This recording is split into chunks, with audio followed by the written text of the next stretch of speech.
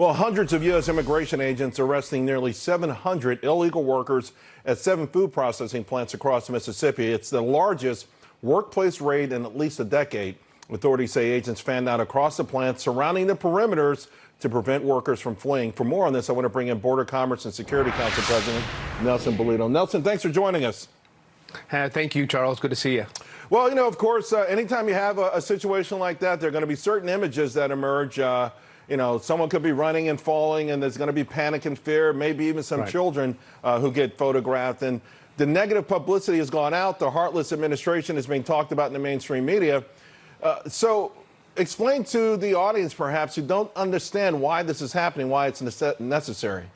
Well, you know, the optics are never good anytime this has happened, but people have to be held accountable. So when you don't show up, when you cross illegally into the United States and you don't show up for an immigration hearing, or you claim asylum or credible fear, one of those things, and then you seep into the fabric of America somewhere in the United States to get a job, those folks are working illegally, either with a fake social security number, a fake ID, sometimes, and then you have obviously unscrupulous employers that obviously give these folks opportunities to work in these areas. So these people need to be held accountable, and people have to know when you come into the United States illegally, don't show up, don't follow the rules, sooner or later you're going to get caught and you're going to be held accountable.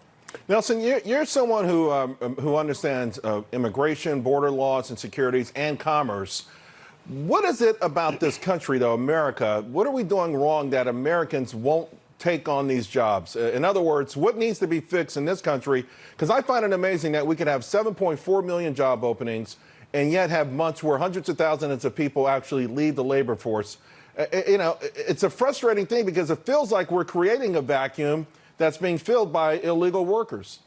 Well, I do think we have a lot of entitlement programs in the United States that may have to be curled down or certainly tapered or reformed. In other words, if you're going to get a benefit from the United States for doing nothing, you should be doing something or give you something back. The other thing that how you solve this is you also could expand the H-2B, H-2A programs for temporary workers, right? So there's ways to come here and work legally in the United States and certainly go back into their home countries.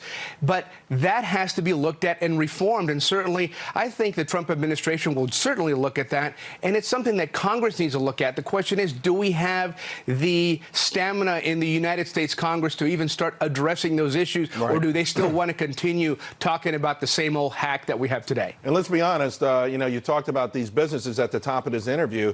It feels like they never pay a price for this, and they can actually pay illegals to do the job cheaper than Americans. How come these American businesses never have to pay a price for that?